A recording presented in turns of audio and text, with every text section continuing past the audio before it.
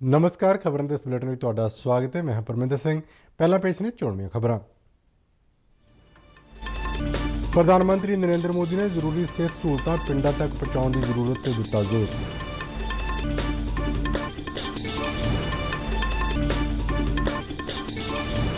Ukraine में फंसे भारतीय नागरिकों को वापस लियाउण दा सिलसिला शुरू।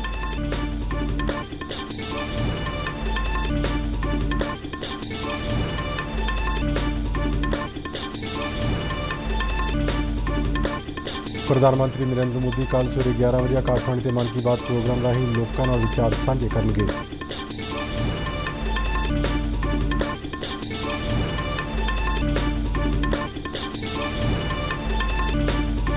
ते पंजाब के ज़्यादातर इलाकों में बीती रात तो रुक रुक के पै रहे हल्की तो दरमियाना मींह।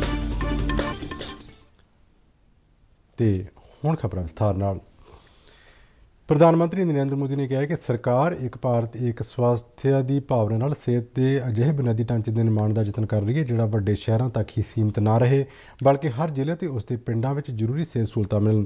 केंद्रीय बजट विच सेहत खेतर लई कीती व्यवस्था ते चर्चा लई अज एक वैबीनार नूं संबोधन करदे प्रधानमंत्री ने यह गल आखी।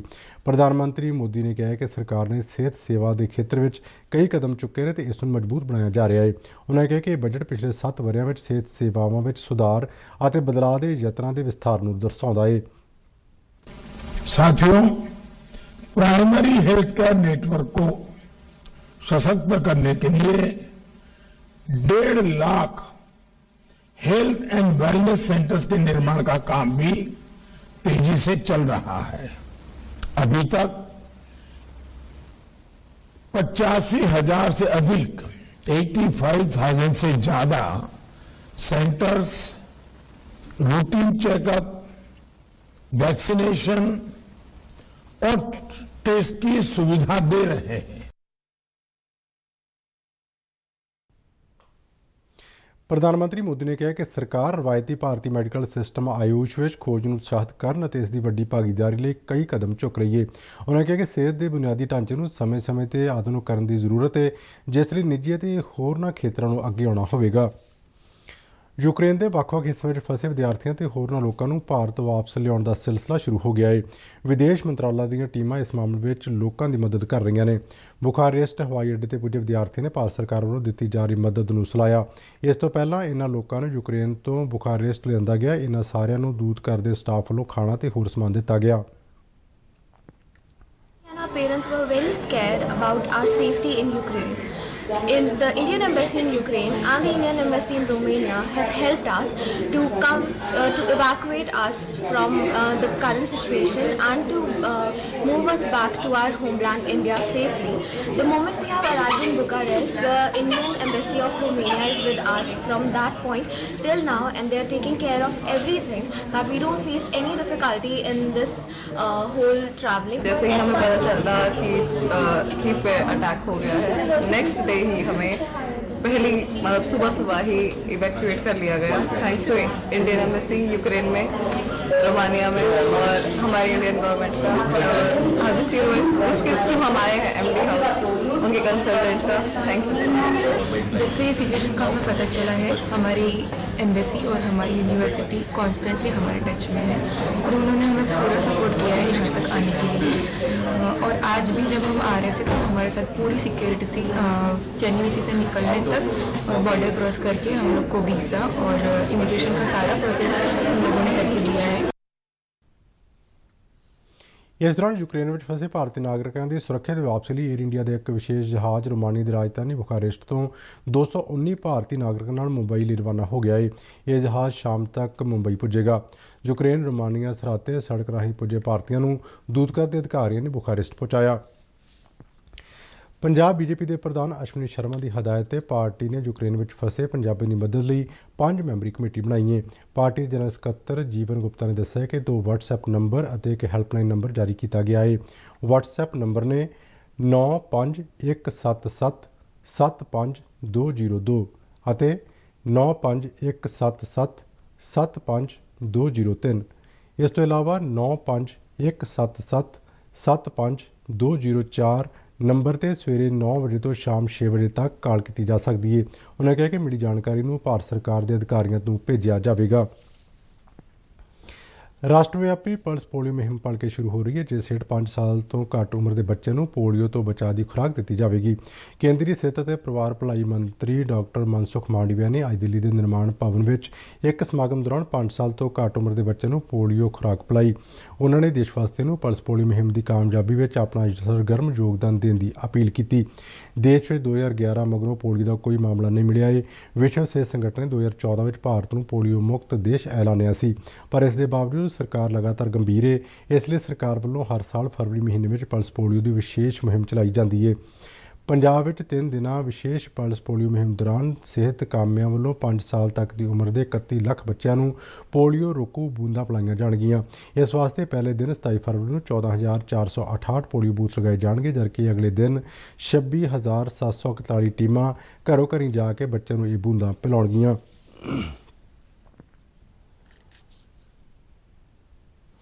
ਪ੍ਰਧਾਨ ਮੰਤਰੀ ਨਰਿੰਦਰ ਮੋਦੀ ਭਲਕੇ ਸਵੇਰੇ 11 ਵਜੇ ਆਕਾਸ਼ਵਾਣੀ ਤੇ ਮਨ ਕੀ ਬਾਤ ਪ੍ਰੋਗਰਾਮ ਰਾਹੀਂ ਲੋਕਾਂ ਨਾਲ ਆਪਣੇ ਵਿਚਾਰ ਸਾਂਝੇ ਕਰਨਗੇ। ਇਸ ਪ੍ਰੋਗਰਾਮ ਦਾ ਆਕਾਸ਼ਵਾਣੀ ਤੇ ਦੂਰਦਰਸ਼ਨ ਦੇ ਸਮੁੱਚੇ ਨੈੱਟਵਰਕ ਤੇ ਪ੍ਰਸਾਰਣ ਕੀਤਾ ਜਾਵੇਗਾ। ਇਸ ਤੋਂ ਇਲਾਵਾ ਮਨ ਕੀ ਬਾਤ ਪ੍ਰੋਗਰਾਮ ਨੂੰ ਪ੍ਰਧਾਨ ਮੰਤਰੀ ਦਫ਼ਤਰ, ਸੂਚਨਾ ਤੇ ਪ੍ਰਸਾਰਣ ਮੰਤਰਾਲਾ, ਦੂਰਦਰਸ਼ਨ ਤੇ ਆਕਾਸ਼ਵਾਣੀ ਸਮਾਚਾਰ ਦੇ YouTube ਚੈਨਲ ਤੇ ਵੀ ਪ੍ਰਸਾਰਿਤ ਕੀਤਾ ਜਾਵੇਗਾ। ਡੀਡੀ ਪੰਜਾਬੀ ਤੇ ਪ੍ਰੋਗਰਾਮ ਦੇ ਹਿੰਦੀ ਵਿੱਚ ਪ੍ਰਸਾਰਣ ਤੋਂ ਤੁਰੰਤ ਬਾਅਦ ਪੰਜਾਬੀ ਭਾਸ਼ਾ ਵਿੱਚ ਪ੍ਰਸਾਰਣ ਹੋਵੇਗਾ।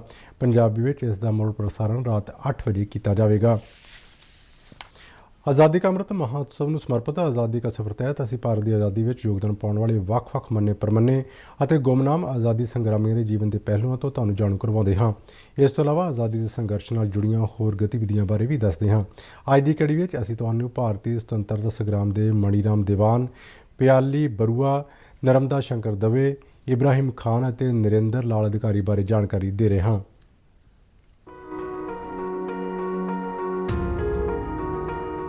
ਅੱਜ ਦੀ ਕੜੀ ਵਿੱਚ ਅਸੀਂ ਅਸਮ ਦੇ ਸੁਤੰਤਰਤਾ ਸੈਨਾਨੀਆਂ ਮਨੀ ਰਾਮ ਦੀਵਾਨ ਅਤੇ ਪਿਆਲੀ ਬਰੂਆ ਨੂੰ ਯਾਦ ਕਰ ਰਹੇ ਹਾਂ, ਜੋ 1858 ਵਿੱਚ 26 ਫਰਵਰੀ ਨੂੰ ਸ਼ਹੀਦ ਹੋਏ ਸਨ। ਇਹਨਾਂ ਦੋਨਾਂ ਨੇ ਆਜ਼ਾਦ ਅਸਮ ਲਈ ਬਰਤਾਨਵੀ ਸ਼ਾਸਕਾਂ ਦੇ ਖਿਲਾਫ ਕ੍ਰਾਂਤੀ ਦੀ ਸ਼ੁਰੂਆਤ ਕੀਤੀ ਸੀ। ਮਨੀ ਰਾਮ ਅਸਮੀ ਰਾਜਾਂ ਨੂੰ ਫਿਰ ਤੋਂ ਸੱਤਾ ਵਿੱਚ ਲਿਆਉਣ ਲਈ ਪ੍ਰਤੀਬੱਧ ਸਨ। ਉਹਨਾਂ ਨੇ ਬਰਤਾਨਵੀ ਰਾਜ ਅਤੇ ਬਰਮਾ ਦਰਮਿਆਨ 1826 ਵਿੱਚ ਹੋਈ ਯਾਨ ਦਾਵੋ ਸੰਧੀ ਦਾ ਪੂਰੀ ਦ੍ਰਿੜਤਾ ਨਾਲ ਵਿਰੋਧ ਕੀਤਾ। ਉਹਨਾਂ ਨੇ ਅਸਮ ਦੇ ਨੌਜਵਾਨਾਂ ਨੂੰ ਬਰਤਾਨਵੀ ਸ਼ਾਸਨ ਦਾ ਵਿਰੋਧ ਕਰਨ ਦੀ ਅਪੀਲ ਕੀਤੀ ਅਤੇ ਇਸ ਲਈ ਕ੍ਰਾਂਤੀਕਾਰੀਆਂ ਦਾ ਇੱਕ ਸਮੂਹ ਗਠਿਤ ਕੀਤਾ। ਪਿਆਲੀ ਬਰੂਆ ਵੀ ਮਨੀ ਰਾਮ ਦੇ ਨਾਲ ਆ ਗਏ ਅਤੇ ਦੋਨਾਂ ਨੇ 1857 ਦੀ ਪਹਿਲੀ ਲੜਾਈ ਦੌਰਾਨ ਅੰਗਰੇਜ਼ਾਂ ਦੇ ਖਿਲਾਫ ਵਿਦਰੋਹ ਦੀ ਰੂਪ ਰੇਖਾ ਤਿਆਰ ਕਰਨ ਵਿੱਚ ਮੁੱਖ ਭੂਮਿਕਾ ਨਿਭਾਈ। ਜਿੱਥੇ ਮਨੀ ਰਾਮ ਨੇ ਕੋਲਕਾਤਾ ਤੋਂ ਕ੍ਰਾਂਤੀ ਦਾ ਮਾਰਗਦਰਸ਼ਨ ਕੀਤਾ, ਤਾਂ ਉੱਥੇ ਹੀ ਪਿਆਲੀ ਨੇ ਅਸਮ ਵਿੱਚ ਚੀਫ ਲੈਫਟੀਨੈਂਟ ਦੇ ਰੂਪ ਵਿੱਚ ਇਹਨਾਂ ਯੋਜਨਾਵਾਂ ਨੂੰ ਲਾਗੂ ਕੀਤਾ। ਮਨੀ ਰਾਮ ਨੇ 1857 ਦੀ ਪਹਿਲੀ ਲੜਾਈ ਨੂੰ ਅਸਮ ਵਿੱਚ ਅਹੋਮ ਸ਼ਾਸਨ ਬਹਾਲ ਕਰਨ ਲਈ ਇੱਕ ਮੌਕੇ ਦੇ ਰੂਪ ਵਿੱਚ ਦੇਖਿਆ। ਉਹਨਾਂ ਨੇ ਕੋਲਕਾਤਾ ਤੋਂ ਪਿਆਲੀ ਬਰੂਹਾ ਨੂੰ ਸੰਕੇਤਕ ਭਾਸ਼ਾ ਵਿੱਚ ਚਿੱਠੀਆਂ ਲਿਖੀਆਂ। ਆਪਣੀਆਂ ਚਿੱਠੀਆਂ ਵਿੱਚ ਉਹਨਾਂ ਨੇ ਉੱਤਰ ਅਧਿਕਾਰੀ ਯੁਵਰਾਜ ਕੰਦਾਰ ਪੇਸ਼ਵਾਰ ਨੂੰ ਗੋਲਾਘਾਟ ਅਤੇ ਡਿਬੜੂਗੜ੍ਹ ਵਿੱਚ ਸਿਪਾਹੀਆਂ ਦੀ ਮਦਦ ਨਾਲ ਅੰਗਰੇਜ਼ਾਂ ਦਾ ਮੁਕਾਬਲਾ ਕਰਨ ਦੀ ਬੇਨਤੀ ਕੀਤੀ। ਯੋਜਨਾ ਦੇ ਅਨੁਸਾਰ ਦੁਰਗਾ ਪੂਜਾ ਵਾਲੇ ਦਿਨ ਜ਼ੋਰਹਾਟ ਵੱਲ ਮਾਰਚ ਕਰਨਾ ਸੀ, ਜਿੱਥੇ ਕੰਦਾਰ ਪੇਸ਼ਵਾਰ ਨੂੰ ਰਾਜਾ ਦੇ ਰੂਪ ਵਿੱਚ ਨਿਯੁਕਤ ਕੀਤਾ ਜਾਣਾ ਸੀ। ਲੇਕਿਨ ਉਹਨਾਂ ਦੀ ਇੱਕ ਗੁਪਤ ਬੈਠਕ ਤੋਂ ਠੀਕ ਪਹਿਲਾਂ ਇਸ ਯੋਜਨਾ ਦਾ ਅੰਗਰੇਜ਼ੀ ਹਕੂਮਤ ਨੂੰ ਪਤਾ ਲੱਗ ਗਿਆ। ਮਨੀ ਰਾਮ ਦੀਵਾਨ ਨੂੰ ਕੋਲਕਾਤਾ ਵਿੱਚ ਅਤੇ ਪਿਆਲੀ ਬਰੂਹਾ ਨੂੰ ਜੋਰਹਾਟ ਵਿੱਚ ਗ੍ਰਿਫਤਾਰ ਕਰ ਲਿਆ ਗਿਆ। ਦੋਨਾਂ ਤੇ ਦੇਸ਼ ਦਰੋਹ ਦਾ ਦੋਸ਼ ਲਗਾਇਆ ਗਿਆ। 26 ਫਰਵਰੀ 1858 ਨੂੰ ਬਰਤਾਨਵੀ ਸ਼ਾਸਨ ਨੇ ਦੋਨਾਂ ਨੂੰ ਜੋਰਹਾਟ ਵਿੱਚ ਸ਼ਰੇਆਮ ਫਾਂਸੀ ਤੇ ਚੜ੍ਹਾ ਦਿੱਤਾ। ਲੋਕਾਂ ਦੇ ਦਿਲਾਂ ਵਿੱਚ ਵਿਦਰੋਹ ਦੀ ਚਿੰਗਿਆੜੀ ਭੜਕਾ ਕੇ ਕ੍ਰਾਂਤੀ ਦੀ ਇਹ ਮਸ਼ਾਲ ਖਾਮੋਸ਼ ਹੋ ਗਈ। ਹਰੇਕ ਵਰੇ 26 ਫਰਵਰੀ ਨੂੰ ਪੂਰਾ ਰਾਜ ਸੁਤੰਤਰਤਾ ਸੰਗਰਾਮ ਦੇ ਇਹਨਾਂ ਸ਼ਹੀਦਾਂ ਨੂੰ ਸ਼ਰਧਾਂਜਲੀ ਭੇਟ ਕਰਦਾ ਏ। ਇਹਨਾਂ ਮਹਾਨ ਨਿਡਰ ਸੈਨਾਨੀਆਂ ਨੂੰ ਸਾਡਾ ਕੋਟ-ਕੋਟ ਨਮਨ। आज पापुनी पुण्य भूमि पर उग्यो स्वर्ण प्रभात। ਅੱਜ ਅਸੀਂ ਗੁਜਰਾਤੀ ਲੇਖਕ ਨਰਮਦਾ ਸ਼ੰਕਰ ਦਵੇ ਨੂੰ ਵੀ ਯਾਦ ਕਰਦੇ ਹਾਂ। ਉਹ ਨਰਮਦ ਨਾਂ ਨਾਲ ਹਰਮਨ ਪਿਆਰੇ ਸਨ। 1886 ਵਿੱਚ 26 ਫਰਵਰੀ ਨੂੰ ਉਹਨਾਂ ਦਾ ਦੇਹਾਂਤ ਹੋਇਆ ਸੀ। ਨਰਮਦ ਨੇ ਸਾਹੂ ਚਲੋ ਜਿਤਵਾ ਜੰਗ ਅਤੇ ਜੈ ਜੈ ਗਰਾਵੀ ਗੁਜਰਾਤ ਜਿਹੇ ਆਪਣੇ ਪ੍ਰਸਿੱਧ ਗੀਤਾਂ ਨਾਲ ਰਾਸ਼ਟਰਵਾਦ ਅਤੇ ਦੇਸ਼ ਭਗਤੀ ਦਾ ਸੰਚਾਰ ਕੀਤਾ। ਜੈ ਜੈ ਗਰਾਵੀ ਗੁਜਰਾਤ ਰਾਜ ਗਾਨ ਵੀ ਹੈ। ਇਸ ਗੀਤ ਵਿੱਚ ਉਹਨਾਂ ਨੇ ਗੁਜਰਾਤ ਦੀ ਪਛਾਣ ਘੜਨ ਵਾਲੇ ਸਾਰੇ ਸੱਭਿਆਚਾਰਕ ਪ੍ਰਤੀਕਾਂ ਦਾ ਗੌਰਵ ਗਾਨ ਕੀਤਾ ਹੈ। ਇਹ ਪ੍ਰਤੀਕ ਗੁਜਰਾਤ ਵਿੱਚ ਰਹਿਣ ਵਾਲੇ ਸਾਰੀਆਂ ਜਾਤਾਂ, ਭਾਈਚਾਰਿਆਂ, ਵਰਗਾਂ, ਧਰਮ ਅਤੇ ਸੰਪਰਦਾਵਾਂ ਨਾਲ ਜੁੜੇ ਹਨ। ਗਾਂਧੀ ਜੀ ਨੇ ਵੀ ਨਰਮਦ ਦੇ ਅਹਿੰਸਾ ਦਰਸ਼ਨ ਦੀ ਸ਼ਲਾਘਾ ਕੀਤੀ ਹੈ। ਨਰਮਦ ਨੂੰ ਗੁਜਰਾਤੀ ਗੱਦ ਦਾ ਜਨਕ ਮੰਨਿਆ ਜਾਂਦਾ ਹੈ। ਉਹਨਾਂ ਨੇ ਗੁਜਰਾਤੀ ਵਿੱਚ ਲਿਖਣੀ ਦੇ ਅਨੇਕਾਂ ਸਰੂਪਾਂ ਦੀ ਸ਼ੁਰੂਆਤ ਕੀਤੀ। ਉਹ ਕੇਵਲ ਕਲਪਨਾ ਅਤੇ ਸਾਹਿਤ ਜਗਤ ਤੱਕ ਹੀ ਸੀਮਿਤ ਨਹੀਂ ਸਨ, ਬਲਕਿ ਸਮਾਜ ਸੁਧਾਰਾਂ ਲਈ ਵੀ ਸਮਰਪਿਤ ਸਨ। ਉਹਨਾਂ ਨੇ ਅੰਧ ਵਿਸ਼ਵਾਸਾਂ ਦਾ ਵਿਰੋਧ ਕੀਤਾ ਅਤੇ ਵਿਧਵਾ ਵਿਆਹ ਦੀ ਪੁਰਜ਼ੋਰ ਵਕਾਲਤ ਕੀਤੀ। ਉਹਨਾਂ ਨੇ ਆਪਣੇ ਜੀਵਨ ਵਿੱਚ ਵੀ ਇਸ ਨੂੰ ਅਪਣਾਇਆ ਅਤੇ ਉਦਾਹਰਨ ਸਾਹਮਣੇ ਰੱਖੀ ਕਿ ਉਹ ਜੋ ਕਹਿੰਦੇ ਹਨ ਉਹ ਕਰਦੇ ਵੀ ਹਨ। ਨਰਮਦ ਧਾਰਮਿਕ ਹਿੰਸਾ ਅਤੇ ਕੱਟੜਵਾਦ ਦੇ ਸਖਤ ਵਿਰੋਧੀ ਸਨ। ਇਸ ਮਹਾਨ ਦੇਸ਼ ਭਗਤ ਕਵੀ ਨੂੰ ਸਾਡਾ ਭਾਵ-ਭਿੰਨਾ ਨਮਨ।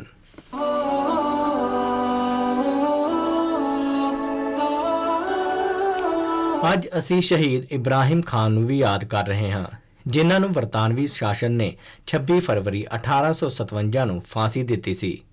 ਮਾਲਵਾ, ਮੱਧ ਪ੍ਰਦੇਸ਼ ਦੇ ਰਹਿਣ ਵਾਲੇ ਖਾਨ ਸ਼ੁਰੂ ਵਿੱਚ ਈਸਟ ਇੰਡੀਆ ਕੰਪਨੀ ਵਿੱਚ ਸਿਪਾਹੀ ਸਨ, ਲੇਕਿਨ 1857 ਦੀ ਪਹਿਲੀ ਆਜ਼ਾਦੀ ਦੀ ਲੜਾਈ ਵਿੱਚ ਉਹ ਸੁਤੰਤਰਤਾ ਸੈਨਾਨੀਆਂ ਦੇ ਨਾਲ ਆ ਗਏ।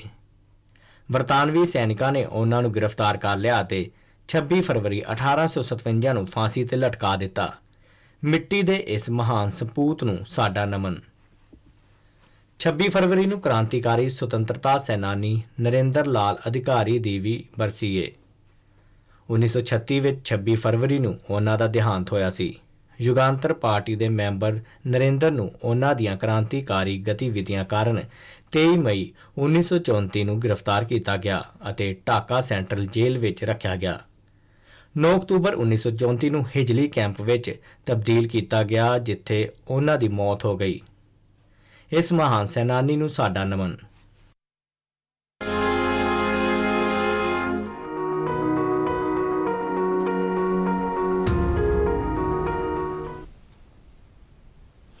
ਆਜ਼ਾਦੀ ਕਾ ਅੰਮ੍ਰਿਤ ਮਹੋਤਸਵ ਤਹਿਤ ਜਲੰਧਰ ਦੇ ਐਚਐਮਵੀ ਕਾਲਜ ਵਿੱਚ ਇੰਨੀ ਦਿਨੀ ਸਾਇੰਸ ਵੀਕ ਦਾ ਆਯੋਜਨ ਕੀਤਾ ਗਿਆ ਹੈ। ਇਸ ਵੀਕ ਤਹਿਤ ਸਾਇੰਸ ਵਿੱਚ ਤੇ ਆਧਾਰਿਤ ਕਈ ਪ੍ਰੋਗਰਾਮ ਰੋਜ਼ਾਨਾ ਕਰਵਾਏ ਜਾ ਰਹੇ ਨੇ।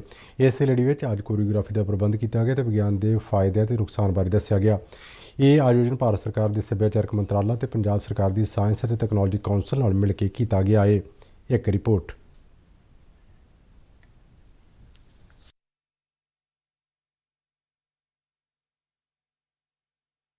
ਗੱਲ ਕਰਦੇ ਹਾਂ ਅੱਜ ਵਿਗਿਆਨ ਦੀ, ਇੱਕ ਬਦਲੇ ਹੋਏ ਜਹਾਨ ਦੀ। ਵਿਗਿਆਨ ਦੇ ਸਹੀ ਉਪਯੋਗ ਦਾ ਸੁਨੇਹਾ ਦਿੰਦੇ ਇਹ ਵਿਦਿਆਰਥੀ ਮੌਕਾ ਰਿਹਾ ਜਲੰਧਰ ਦੇ ਐਚਐਮਵੀ ਕਾਲਜ ਵਿੱਚ ਚੱਲ ਰਹੇ ਸਾਇੰਸ ਵੀਕ ਦਾ। ਆਜ਼ਾਦੀ ਦਾ ਅੰਮ੍ਰਿਤ ਮਹੋਤਸਵ ਦੀ ਲੜੀ ਵਿੱਚ ਆਯੋਜਿਤ ਇਸ ਮਹੋਤਸਵ ਵਿੱਚ ਵਿਦਿਆਰਥੀਆਂ ਨੇ ਸਾਇੰਸ ਤੇ ਆਧਾਰਿਤ ਨਾਟਕਾਂ ਰਾਹੀਂ ਸ਼ਾਨਦਾਰ ਪੇਸ਼ਕਾਰੀ ਕੀਤੀ। ਕਾਲਜ ਦੀ ਪ੍ਰਿੰਸੀਪਲ ਡਾਕਟਰ ਅਜੇ ਸਰੀਨ ਮੁਤਾਬਕ ਅਜਿਹੇ ਪ੍ਰੋਗਰਾਮ ਬੱਚਿਆਂ ਦਾ ਰੁਝਾਨ ਸਾਇੰਸ ਵੱਲ ਵਧਾਉਣ ਵਿੱਚ ਮਦਦ ਕਰਦੇ ਨੇ। ਬੱਚਿਆਂ ਨੂੰ ਸਾਇੰਸ ਵੱਲ ਮੋੜਿਆ ਜਾ ਸਕੇ, ਚੰਗੇ ਰਿਸਰਚਰਸ ਪੈਦਾ ਹੋ ਸਕਣ, ਚੰਗੇ ਸਾਇੰਟਿਸਟ ਪੈਦਾ ਹੋ ਸਕਣ ਔਰ ਬੱਚਿਆਂ ਦਾ ਰੁਝਾਨ ਸਾਇੰਸ ਵਾਲੇ ਪਾਸੇ ਮੋੜਿਆ ਜਾ ਸਕੇ। ਬੱਚਿਆਂ ਨੂੰ ਹੈਂਡਸ ਔਨ ਟ੍ਰੇਨਿੰਗ ਦਿੱਤੀ ਗਈ ਹੈ, ਵਰਕਿੰਗ ਮਾਡਲਸ ਨੂੰ ਦਿਖਾਇਆ ਗਿਆ ਹੈ। ਬਹੁਤ ਸਾਰੇ poster competition, rangoli competition, choreography, ਨੁੱਕੜ ਨਾਟਕ ਕੀਤੇ ਜਾ ਰਹੇ ਨੇ। ਇਸ ਆਯੋਜਨ ਨੂੰ ਵਿਦਿਆਰਥੀਆਂ ਨੇ ਸਲਾਹਿਆ।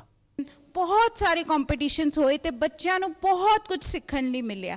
ਜਿਵੇਂ ਮਾਡਲ ਮੇਕਿੰਗ 'ਚ ਸਾਨੂੰ ਨਵੀਆਂ ਟੈਕਨੀਕਸ ਬਾਰੇ ਪਤਾ ਲੱਗਾ ਕਿ ਕਿੱਦਾਂ ਅਸੀਂ ਸਪੀਡ ਬ੍ਰੇਕਰਸ ਨਾਲ એનર્ਜੀ ਇਲੈਕਟ੍ਰਿਸਿਟੀ ਜਨਰੇਟ ਕਰ ਸਕਦੇ ਹਾਂ, ਕਿੱਦਾਂ ਅਸੀਂ IR ਸੈਂਸਰਸ ਨਾਲ ਕੰਮ ਕਰਕੇ ਬਹੁਤ ਸਾਰੀਆਂ ਚੀਜ਼ਾਂ ਕਰ ਸਕਦੇ ਹਾਂ। ਇਸ ਸਾਇੰਸ ਵੀਕ ਵਿੱਚ ਅਸੀਂ ਇੱਥੇ ਕੁਝ ਬਹੁਤ ਸਾਰੀਆਂ ਨਵੀਆਂ ਚੀਜ਼ਾਂ ਸਿੱਖੀਆਂ ਕਿ ਜਿਸ ਤਰ੍ਹਾਂ ਅਸੀਂ ਕਿਵੇਂ ਟੈਕਨੋਲੋਜੀ ਨੂੰ ਯੂਜ਼ ਕਰਕੇ ਆਪਣੀ ਪੜ੍ਹਾਈ ਨੂੰ ਅੱਗੇ ਲੈ ਕੇ ਜਾ ਸਕਦੇ ਹਾਂ, ਪੜ੍ਹਾਈ ਦੇ ਵਿੱਚ ਹੋਰ ਜ਼ਿਆਦਾ ਸਕਸੈਸ ਹਾਸਿਲ ਕਰ ਸਕਦੇ ਹਾਂ, ਕਿਵੇਂ ਅਸੀਂ ਟੈਕਨੋਲੋਜੀ ਨੂੰ ਯੂਜ਼ ਕਰਕੇ, ਸਾਇੰਸ ਨੂੰ ਯੂਜ਼ ਕਰਕੇ ਆਪਣੇ ਕੰਮਾਂ ਨੂੰ ਵਧੀਆ ਬਣਾ ਸਕਦੇ ਹਾਂ। ਵਿਗਿਆਨ ਪ੍ਰਸਾਰ ਕੋਆਰਡੀਨੇਟਰ ਡਾਕਟਰ ਮੀਨਾਕਸ਼ੀ ਸਿਆਲ ਮੁਤਾਬਕ ਅਸੀਂ ਰੋਜ਼ਮर्रा ਦੀ ਜ਼ਿੰਦਗੀ ਦੇ ਵਿੱਚ ਸਾਇੰਸ ਦਾ ਉਪਯੋਗ ਕਰ ਰਹੇ ਹਾਂ, ਲੇਕਿਨ ਕਿਸ ਤਰ੍ਹਾਂ ਹੋ ਰਿਹਾ ਹੈ, ਕਿਸ ਤਰ੍ਹਾਂ ਅਸੀਂ ਛੋਟੇ ਬੱਚਿਆਂ ਦੇ ਵਿੱਚ ਸਾਇੰਸ ਦੇ ਪ੍ਰਤੀ ਰੁਚੀ ਪੈਦਾ ਕਰ ਸਕਦੇ ਹਾਂ, ਉਹਦਾ ਉਪਰਾਲਾ ਇਸ ਸਮਾਰੋਹ ਦੇ ਵਿੱਚ ਕੀਤਾ ਗਿਆ ਹੈ, ਜਿਸ ਦੇ ਲਈ ਅਸੀਂ ਇਸ ਸਮਾਰੋਹ ਦੇ ਵਿੱਚ ਪ੍ਰਦਰਸ਼ਨੀ ਲਗਾਈ ਹੈ ਔਰ ਉਸ ਪ੍ਰਦਰਸ਼ਨੀ ਦੇ ਵਿੱਚ